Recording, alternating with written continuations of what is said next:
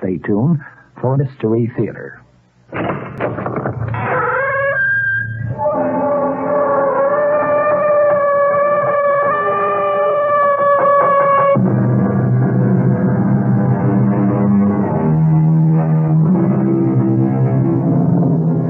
Come in. Welcome. I'm E.G. Marshall. This time I bring you not a horror story, not a mystery story, but a story that aficionados classify as the perfect crime. In other words, you see what our police friends call the perpetrator plan and execute what appears to be a perfect crime, one for which he will never be brought to book. And then you are kept in suspense, wondering or trying to figure out for yourself what little mistake he will make or has made that will nail him.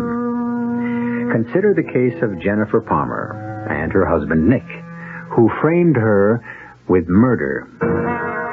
Our mystery drama, Frame Up, was written especially for the Mystery Theater by George Lothar and stars Mercedes McCambridge. It is sponsored in part by Anheuser-Busch Incorporated, Brewers of Budweiser, and Sign-Off, the sinus medicines. I'll be back shortly with Act One.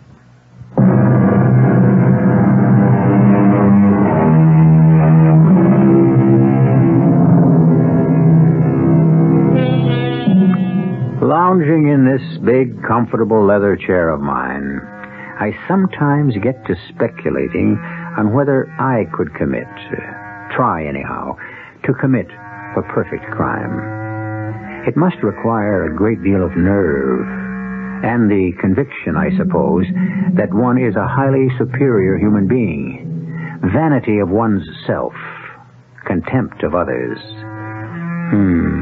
These would surely be two characteristics of whoever planned a perfect crime. Nick Palmer possessed both in abundance, but they were carefully concealed most of the time under a veneer of charm. Unhappily, so far as Jennifer, his wife, was concerned, that veneer had cracked long ago. Divorce. That's precisely the word I used, Nick. Divorce. But, Jen, dear, on what grounds would you divorce me? In the 4 years of our marriage, you have been unfaithful at least 4 times. You can't prove that. And using the power of attorney I gave you, you mishandled my money. You can't prove that either. Well, luckily, I don't have to prove that. I had only to revoke the power of attorney, which I did this morning. Oh, dear, I don't like that. No, I don't like that at all. I didn't expect you would. I don't much like the idea of divorce either. It's bad for my, practice. What practice? You haven't bothered to take on a law case in more than a year. Well, that's true. I don't believe in working if you don't have to. And, of course, misusing my money, you haven't had to. Look, let me ask you a couple of questions, do you mind? Go ahead. Have I in any way tried to interfere with your personal wishes, in any way as a husband tried to keep you from whatever you might have wanted? Such as? Well, you know how I feel about Sheila and the expense of keeping her at the Lawrence School. If you'd tried to get me to take her out of the Lawrence School, you'd have failed, and you know it. Sheila is my daughter, not yours. And she is also a special child. Special? Yes. A special child who needs the special treatment she gets at the Lawrence School. All right, we won't go into all that again. Have I ever asked you to give up those so-called art lessons of yours? So-called? What are you talking about? Well, you've been going to Chatterton's studio twice a week for nearly 2 years. And what of it? What's wrong in having a hobby? Oh, is that all Chatterton is to you? A hobby, hmm? Chatterton is an old friend, and I'm very fond of him. But that's all. Well, now, I don't like to strip you of your security blanket, my darling. But you leave me no option. What are you getting at? Just this, Jen. Unless you agree to leave things as they are, I'm afraid I shall have to take measures to stop you. Well, there's nothing you can do to stop me. Oh, yes, there really is. I could put you behind bars for murder. You what? Frame you. Frame me? With murder? Are you crazy? Frame you with a murder you didn't commit? and enjoy. Oh, doing you it. are crazy. Crazy enough to see you put behind bars for 10 to 20 years at least. More than sufficient time for me to enjoy your money. Huh?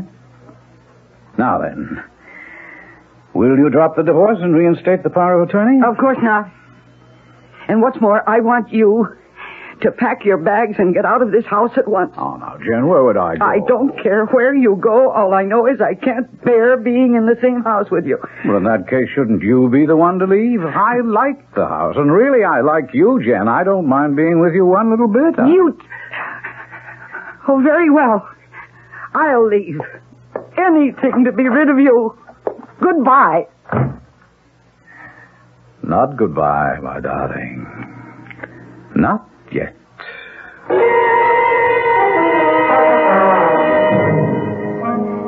Jen?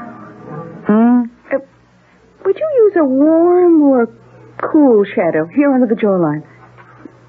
Jen? Huh? Oh, what, Alexis? Oh, this portrait I'm working on, I'm not sure if I should use a warm or... Jen, are you all right? Yes, sure, Alexis. Why do you ask? All through painting class today, your thoughts seem to be elsewhere. Well, something on my mind, that's all. Oh, well, anything I can help you with? No, it's, something that I have to work out for myself. A 10-minute break, everybody. And then I'll have a look at what you've done. Hey, that portrait's coming along fine, Alexis. Wish I could say the same for your still life, Jen. Yeah, I wish I could too, Chad. Oh, well, she just hasn't been with it today. Yes, I sort of sense that. Alexis, do me a favor, will you? Oh, you have but to command, Master. Have everybody arrange their paintings along the wall so I can just walk by and look at them, huh? Master, I go. Care to talk about it? Chad, Nick threatened me this morning. Threatened you? To frame me with murder. Would you run through that again? To frame me for murder. You told him about divorcing him then? And revoking the power of attorney. And he said he... Well, he must be out of his mind. How could he frame you or anybody for murder? I don't know. But if anyone can, he can. Oh, come on now, Jen. No, I know him better than you do. He's brilliant. He's got a mind that... Honestly, sometimes it scares me. Well, he doesn't scare me. I'll take care of this little matter in short order. How, Chad? What can you do? I can go and see that creep husband of yours and make a few threats of my own. Palmer, Jen's going to get her divorce, and she's already revoked your power of attorney, and that's that. You give her any trouble, and I'll beat the living daylights out of Look, I assure you, unless she gives up all thought of divorce and reinstates the power of attorney I've enjoyed, well... Look, you dirty... You go ahead, hit me. I'd like nothing better. 6-2 against my 5-10. I could sue you for every penny you've got. If you've got anything worth suing for. Or are you just living on hopes? What do you mean? Jen's money. Once free of me, if she gets free, the field would be wide open for you, wouldn't it? Why, I could kick... I warned you. So you did. Yeah. I was foolish not to take your warning. But you know, I think it'll be foolish of you not to take mine. Which is quite simply... stay out of this. I have no intention of staying out.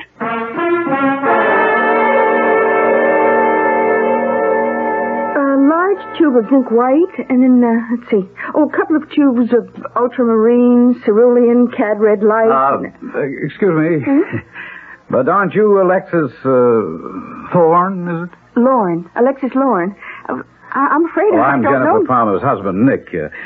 You and I met about a year ago? Oh, I chatted in the studio, of course, when you attended the student art exhibit. Yeah, that's right. Well, this is a pleasure. Jen asked me to pick up some paints for her, and I run into you. My lucky day. Oh, how nice of you. No. It's always a pleasure to meet a pretty girl again. Tell me, Miss Lund, is your hobby still portrait painting? Oh, of Oh, you remembered. Yes, it is. Well, the thought crossed my mind when I saw your work at the exhibit. Look, wouldn't it be a nice idea to give Jen a portrait of me on some occasion or other, a birthday, anniversary, and running into you accidentally like this? Look here. How would you like to do a portrait of me? Me? Yes, you see, we have a 5th wedding anniversary coming up in a month, and I'd like nothing better than to give Jen a portrait of myself. Oh, but I'm only an amateur, Mr. Palmer. What's that got to do with it? I'm sure Jen would be doubly pleased if the portrait were painted by you. Well, yes, she might. What do you say then? Well, all right, I'll do it. Good, that's swell. Oh, not a word to Jen, of course. Oh, of course not. Could we begin tonight, do you think, in my study at home? Your study? But if I come to your house and she sees me... Oh, she won't. She's going to the Lawrence School tonight to see her daughter, Sheila. Oh, yes. Poor little thing. So if you could come along, say, about 8:30? Yes, I can and I will. And thanks ever so much, Mr. Palmer. I don't mind telling you that this is my first commission. And hopefully not your last. Hopefully.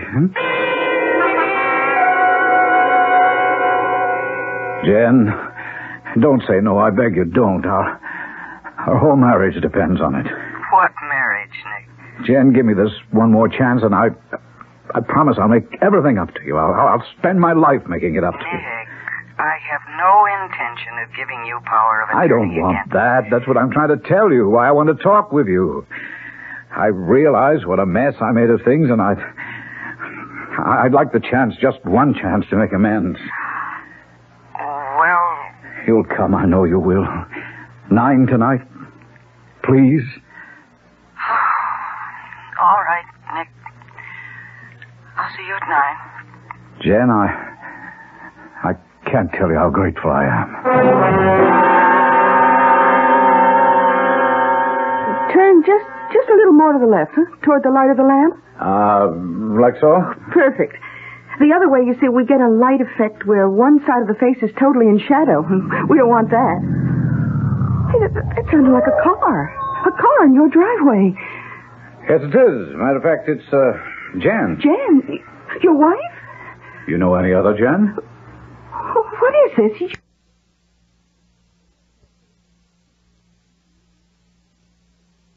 Some kind of game? You don't want your portrait to... That's what you just took from that drawer. It's a gun. Yes, I'm, sorry to dash your hopes, Alexis. Dash my hope? Remember you told me this was your first commission, and I said hopefully it wouldn't be your last? Sorry, dear, it is. Oh.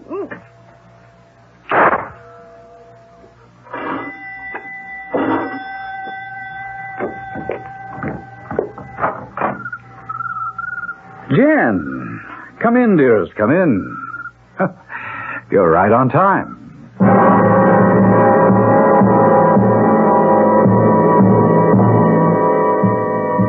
So Jennifer Palmer walks into a trap, and the trap is sprung.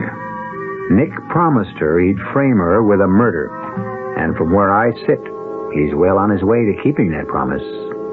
I'll return shortly for Act 2.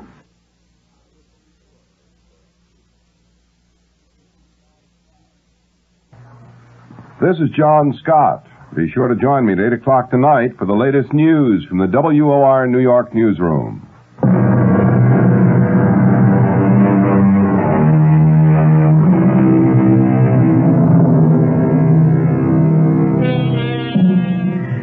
Well, now, we've been discussing the perfect crime, and we have seen Nick Palmer take the first step toward the accomplishment of his perfect crime by inviting Alexis Lorne to paint his portrait, and then in cold blood shooting her dead as his estranged wife Jennifer rings the front door buzzer. But frankly, I don't get it, do you? I mean, quite obviously he plans to frame Jennifer for the murder of Alexis, but exactly how will he do that? All right, Nick. Say what you have to say. Oh, come on, Jen. Sit down. Let's have a drink. No! Just tell me what you have to say, and I'll go. Okay. Jen, I'm sorry I made you such a rotten husband. I'm sorry about playing around, about squandering your money, the whole bit. I'm sorry I made no effort to be more of a father to Sheila. Well, she's not your daughter. Even so, I know what she means to you. Oh, please. If all you're trying to say is that you want another chance, my answer is no. Well, everyone deserves a second chance. Yes, but this would be about the 20th for you, Nick. Good night. I can't live without you. You can scarcely expect me to believe that. No, it's the truth. I don't want to live without you. Refuse me one more chance and you might as well kill me. Oh, I think you'll survive. Now, let me show you I mean what I say. Nick, are you mad? Oh, will you put that gun down? Oh, no, I've got it pointed straight at my head, Jen.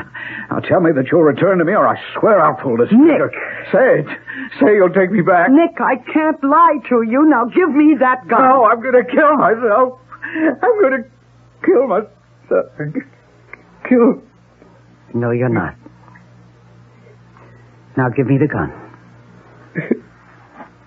That's better. I'm everything you say I am, Jen. I haven't even got the guts to shoot myself. Well, let's both be glad that you haven't. Even so, I'll keep this gun. Just in case.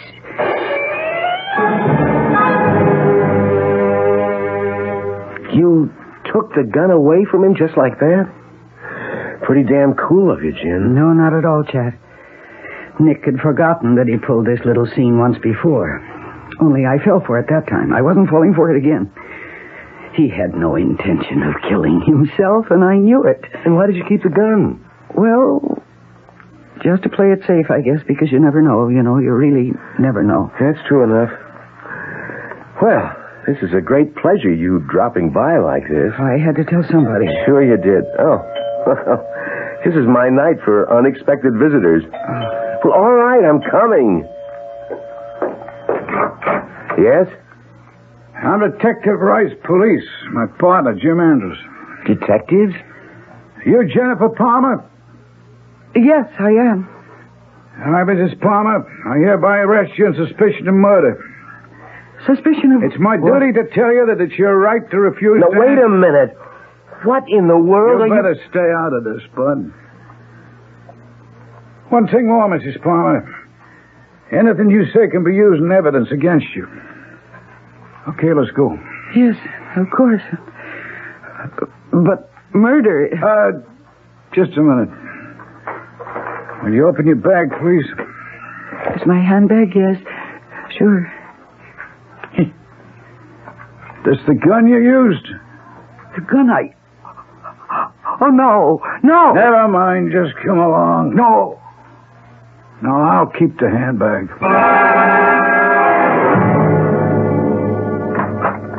Right in here, Mrs. Palmer. This is her, Lieutenant. Sit down, Mrs. Palmer. We found the gun, .25 automatic, in a handbag. I sent it on to the lab for tests. Okay, thanks. Now, you want a cup of coffee? Oh, no, thank you, ma'am. Lieutenant. Oh. Detective Lieutenant McCluskey. Lieutenant. I really don't know what this is all about. And you've been arrested on suspicion of murder. Rice must have told you that. Oh, yes, but... Well, you murdered somebody or not? Of course not. You didn't, huh? Of course not. You know anybody named Lorne? Alexis Lorne? Alexis, yes. Yes, she's in a painting class I attend at the Chatterton studio. Not anymore, Mrs. Palmer. What? She's dead. Alexis is dead? Yeah, and that's why you're here, on suspicion of killing her. I'm sure you don't want that coffee. Oh, yes, I will, thank you. Well, why would I kill Alexis Lorne? You tell me. Oh, here. Thank you. I guess maybe I better tell you. About 2 hours ago, 9:25 to be exact, we got a call from your husband, Nicholas Palmer, from your home. He said a murder had been committed. We get there, we find this girl, Alexis Lorne, has been murdered. Shot to death. So, what has that to do with me? You care to tell it now, or you want me to tell it? You? Drink your coffee. Your husband says that this Alexis is painting his portrait in the den room. He says his hair gets all mussed up. He doesn't know how, but we figure we know. And he goes upstairs to brush it. He hears shots. He comes running downstairs. And Alexis is dead on the floor. Then he hears a car start up in the driveway. He runs to the window and looks out, and he sees you drive away in your car. Well, how could he tell that it was me? I mean, after all, it was night. But a full moon. The moon at 9:20 thereabouts was full and bright. He recognized the blue sedan you drive. Also that maroon coat you're wearing. I don't remember the moonlight, but then my mind was on other things. Then you were there. Oh, yes. At that time? I guess so, yes. In other words, you found out he was fooling around with this Alexis, so... No, I didn't find out anything. Then what'd you go there for? Oh, I wish I knew. Huh? Well, I hate him, really, but I feel sorry for him, too, and he phoned me and he said, please, come over and let's talk things over, and so I went. But you wouldn't understand any of that. I'm a woman. I've been in love. Why wouldn't I understand? Here, have another cup. No, thank you. Is that bad? No. Now, tell me more about him asking you to come there. Well, I don't see what that... And what happened after you got there? I don't see what that has to do with Alexis being dead, being killed. I mean, why Nick phoned and why I went there and what happened after I got there. Well, don't ask. Just tell.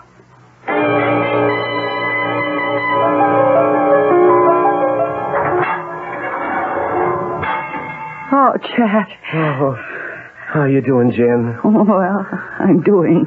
Oh, Jen. Chad. I didn't know what to bring. Candies out, figure. And flowers, funereal, so I brought this. Oh, it's sketch pad and drawing pencil. Thank you, Chad. Oh, it keeps you occupied. I ran over to Lawrence School, saw Sheila. Chad? Oh, she's fine. Nothing to worry about. How are you? I'm awful. Sure, but listen. You've got a friend. You? Me? Oh, I'm more than a friend, you know that. Anyhow, I could be if you ever let me. McCloskey. Lieutenant McCloskey? I asked to see her, and she said okay. She believes your story, but the evidence is against you. 100%. He framed me. He said he'd do it, and he did it. The way I see it is that he shot Alexis to death, timing it at the moment that I arrived. And then a little later he went into that act about shooting himself, knowing that I'd take the gun out of his hand so that my fingerprints are on the gun. And the whole rotten mess about my divorcing him for infidelity and the mishandling of money.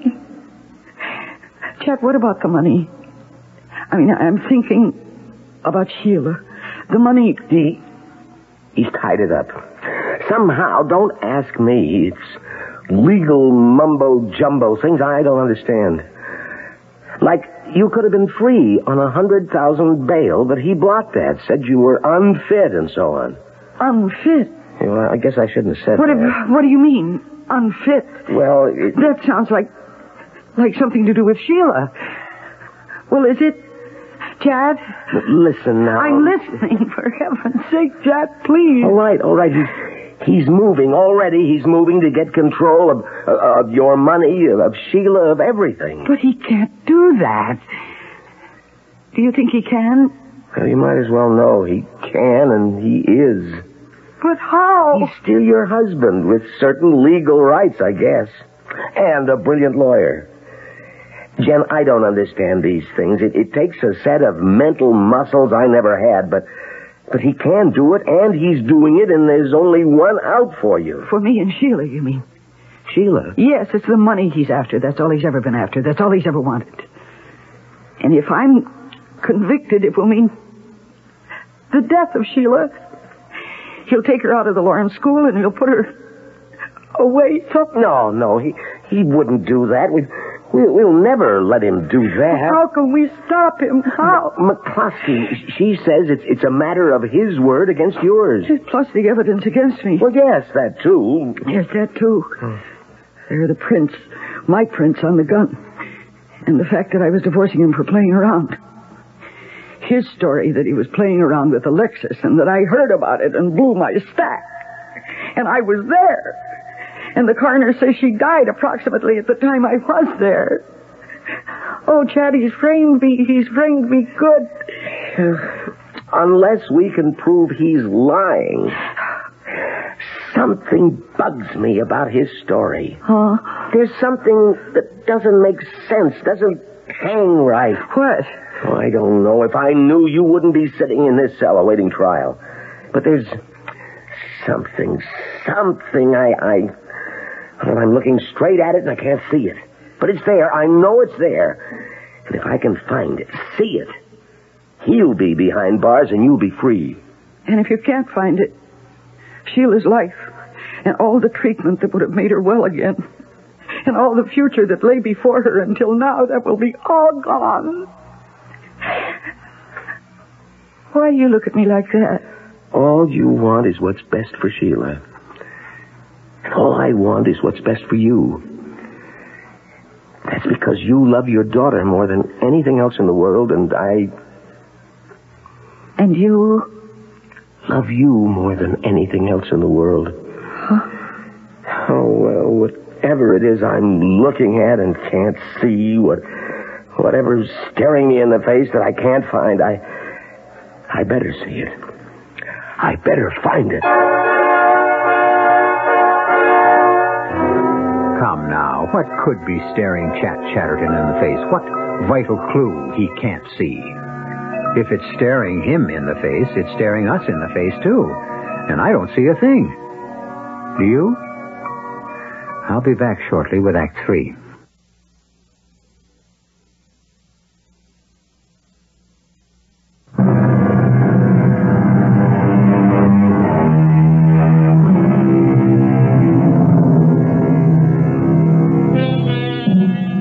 Framed into a charge of murder by her husband, a murder he committed, Jennifer Palmer, if found guilty, faces a sentence of anywhere from 20 years to life. But if the thought of spending years in prison for a crime she didn't commit is torment to Jen, the prospect of what lies ahead for her young daughter Sheila is agony.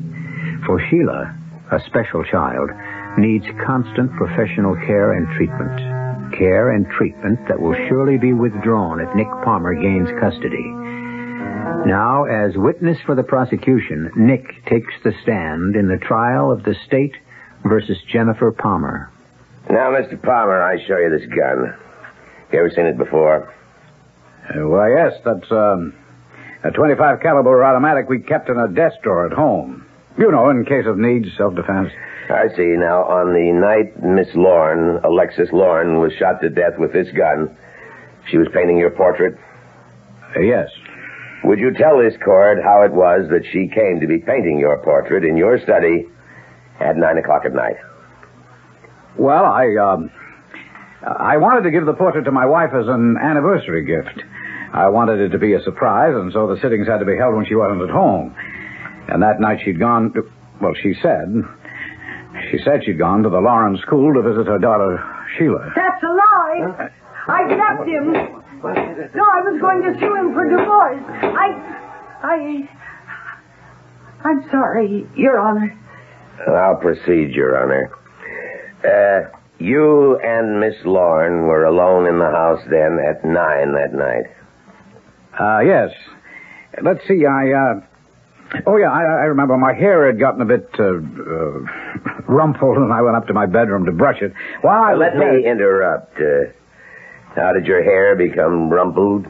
Messed up? I beg your pardon? I'm sure you heard my question.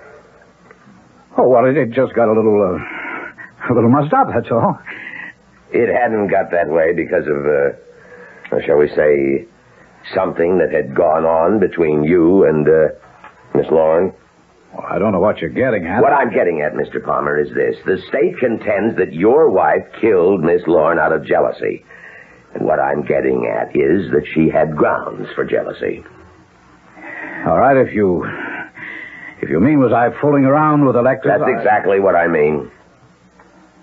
Well, yes, I was. Thank you. Now, you are in your bedroom brushing your hair. Yes, and I hear these gunshots, 3 of them. I come running downstairs and I find Alexis dead, sprawled on the floor of my study. Then I heard a car start out in the driveway, so I ran to the window and I saw my wife Jennifer taking off fast in her car. I rushed to the phone, I called the police, and... well, that's all. How far would you say the driveway is from the window you went to? Oh, not more than 100 feet. Circular driveway, I believe. Guess that's right. Now, you are positive it was your wife's car you saw and that the person driving it was your wife? Positive. Since it was 9 o'clock at night, Mr. Palmer, night, how can you be so positive? Oh, you see, the moon was at its fullest, its brightest. It was practically daylight. So then you recognized your wife's car? Oh, yes, it was her car, all right. Dark blue, 2-door sedan, and she was driving. I saw her clearly. You saw her face clearly? Well, no, not her face, but she was wearing a coat, a dark maroon coat that I'd recognize anywhere. But then you cannot really swear it was your wife driving that car? I don't know who else would be driving her car and wearing her coat, do you? No, I don't. Thank you. No further questions. You're a witness. No, they can't. They can't do this. I've got to see Sheila. Now, Jen, I've got to Jen, before they come on send now, me away. Quiet down. Take it easy. What is going to happen to Sheila when I'm not here anymore to see that she's properly cared for? You know what Nick's going to do just as soon as he can do it. He'll take her out of the Lawrence school, and he'll throw her into some second or third rate place. He'll leave her there to rot. Please, I can't stand it. I can't stand it.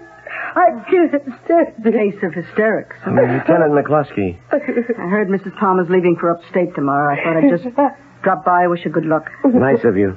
How would you like to buy me a cup of coffee? Later. Huh? Well, sure. Meet you outside then in 5-10 minutes.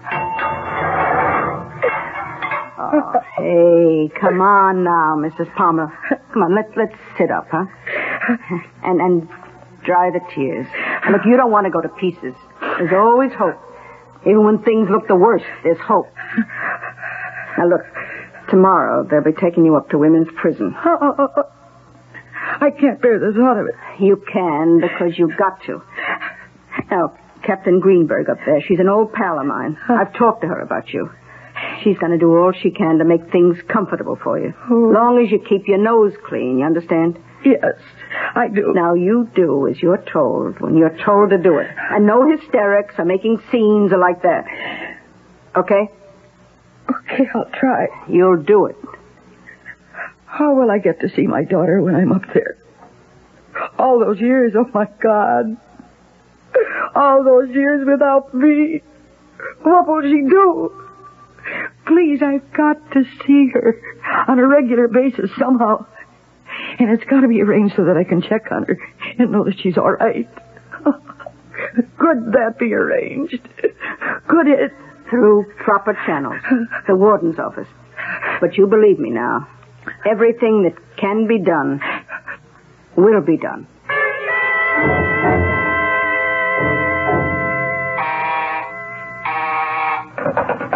Lieutenant McCluskey. Of course. Send him in.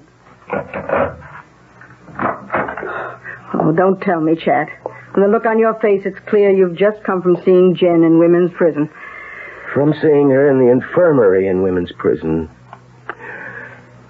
Mac, I think she's dying. Oh, come on. I mean it. Not seeing Sheila all these months. Nick refusing to bring her to the prison, refusing to let anybody else take her, and now learning that the kid's been placed in a, well, you know, the kind of institution. I'm afraid I do. But how did she learn about that? He wrote and told her, the dirty creep. Oh. Nick wants to kill her, and he's succeeding. You should have seen her. I saw her last week.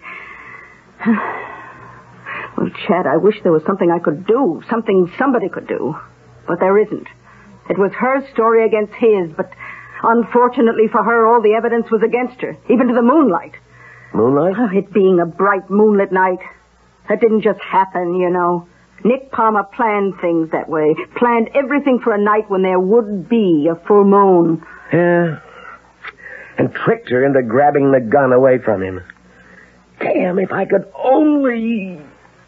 Only what, Chet? There's something, for months now, it's been gnawing at the back of my mind. Something. What kind of something? Something that's wrong with Nick Palmer's story. Something that doesn't fit. It's staring me in the face, yet I can't see it. Are you sure it isn't just, wishful thinking? I mean, you want to prove Jen's innocent. I want to save her life, because that's what's at stake now. And no, it isn't wishful thinking. There is something. And by heaven, I'm going to find it. Nick Palmer lied, and whatever the something I'm looking for is, it'll prove he lied. All right, coffee break over, class. Settle down, settle down. Now, we'll return now to our discussion of color, and no questions, please, until I'm finished. Great artists haven't just used colors in their work. They have intimately understood, felt, experienced color. Now, here is a tomato. I hold it up to the sunlight, and we see that its color is red. Or so we mistakenly think. The simple fact of the matter is that the tomato isn't red. The tomato in and of itself has no color at all. It's sunlight that gives it color. Why? Because sunlight, and only sunlight, contains color. The colors of the solar spectrum we can see in a rainbow. What happens is that an object, any object, absorbs all the colors of the spectrum. All the colors in sunlight except one. A tomato absorbs all spectrum colors but red. A banana, all colors but yellow, and so on. In other words, without... Oh, good Lord. There it is. There it is.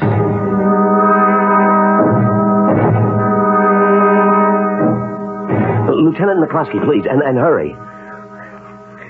Mac, Chatterton. Mac, I can prove Nick Palmer lied. Yes, you heard me. I can prove it. The thing that's been staring me in the face for months and I couldn't see it, well, I see it now. I see it bright and clear. Oh, now, wait a minute. You barge into my house, Chatterton, along with this Lieutenant McCluskey, and you tell me that you're here to test out my story about what happened that night? So first of all, Mr. Palmer, we didn't barge in. We asked to come in. Second of all, unless you've got something to hide, you'll go along with my request. Hide? Oh, what would I have to hide? The fact that you lied when you said you recognized your wife's car driving off out of that driveway out there, even noted the color of her coat, when the fact is you couldn't have recognized either. What are you talking about? It was a bright moonlight night. It was so bright it could have been daylight. Only it wasn't. It It wasn't daylight. And there's a big difference between moonlight and daylight. Oh, moonlight. A very big difference. Moonlight, daylight, I saw what I saw. I saw Jen's two-door blue sedan and Jen at the wheel. All right, I didn't see her face, just her coat, a dark maroon coat. You're positive of that? Well, I swore it under oath, didn't I? Yes, you did. Now all I'm asking you to do is prove what you said was the truth. If you were telling the truth, you will. If you weren't, you won't. It's up to you, Mr. Palmer. Okay, what do you want me to do? Oh, there's a full moon tonight. Come and look. There.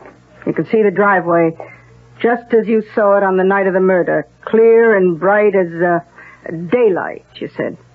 Ah, that's right. And now what I'm going to do, using this little two-way radio of mine, is to order one of my men, Detective Rice, to parade, you might say, a number of cars past you as you stand here in the window. Now, don't concern yourself with the drivers. The colors of their coats are like that. You just pay special attention to the colors of the cars, okay? Look, Lieutenant, this is silly. Okay, Ed. Send the first car through. The color of that car, Mr. Palmer? What is it? Well, it's white. Next car, Ed. Name that color. Quick. It's, black. Next car, Ed. What color? Well, it's black, too. Oh, wait a minute. It could have been... Yes? Well, I don't know. Next car. Name it. Green. Next car. No. Hold up, Ed. I think that's enough. Well, are you satisfied, Lieutenant? Satisfied enough to say this, Mr. Palmer. That you lied when you said you recognized your wife's car and the coat she was wearing. Lied? I don't know what You said the first car that came around the driveway was white. All right, it was. No. It was powder blue. You said the second car was black. But it was a dark blue. It was what? The third car was a deep shade of green, but you called it black. Well, I wasn't sure of that one. I started to change my mind. Exactly. You started to change your mind. You weren't certain. Because in no case, with no car, could you really say for sure that is its color. Mr. Palmer, you lied when you gave your first statement to the police, and lied under oath when you gave testimony in your wife's trial. There's more than enough evidence here to reopen this case. And what's more, Mr. Palmer, to open an inquiry into exactly why you lied.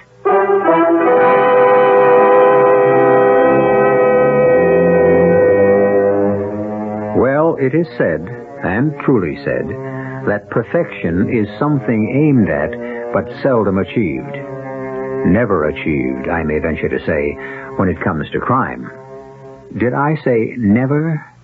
Well, hardly ever. I'll be back shortly.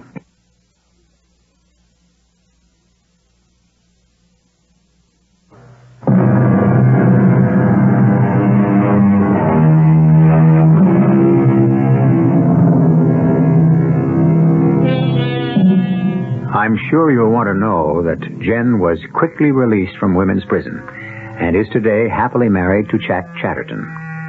Sheila, Jen's daughter, continues at a school for special children, where she is responding very well indeed to treatment and therapy.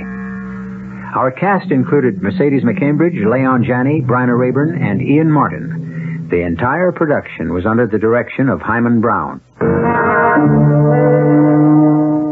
Radio Mystery Theater was sponsored in part by Sign-Off, the Sinus Medicines, and Anheuser-Busch Incorporated, Brewers of Budweiser. This is E.G. Marshall inviting you to return to our Mystery Theater for another adventure in the macabre. Until next time, pleasant dreams.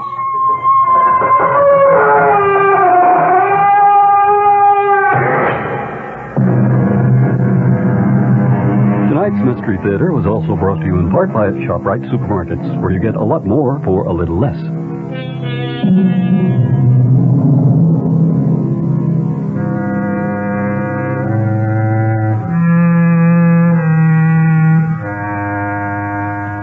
The preceding program was furnished by CBS Radio. What is a summer festival, the Big Apple, and a bicentennial too? Right. New York is. This is Joel Gray, host of this year's Summer Festival, and I want you to pop right down, up, over, across to the New York Convention and Visitors Bureau at 90 East 42nd Street to pick up all the brochures that the Visitors Bureau has to give out, free. They've got a calendar of events, a guide and map, a shopping guide, a restaurant guide, all free for you. WOR New York. Mayor Beam returning from Albany with precious little in the way of funds from the legislature. New Jersey governor goes to his legislature with an 11th hour appeal. The price of gasoline is going up, and shortages may appear late in the summer. It's 78 degrees and partly cloudy mid-Manhattan. The man says partly cloudy, warm and humid tonight, the low around 70. Partly sunny, continued warm and humid tomorrow with a chance of a thunder shower in the afternoon, the high 85 to 90. This is John Scott with the 8 o'clock edition of the news. This late word, Pele and the Cosmos are playing at Randall's Island tonight, and the traffic from Queens into Manhattan is so heavy it's backed all the way up to LaGuardia. On Sunday, in an exhibition game, the Cosmos drew a record 21,000 fans. Tonight, in a regular game, the attendance is expected to be even greater. Mayor Beam went to Albany today and is flying home at this hour outraged. In his opinion, he was shortchanged. I want to say that I'm outraged and shocked at the crassness with which the Senate majority is treating the people of the city of New York. We've heard all kinds of stories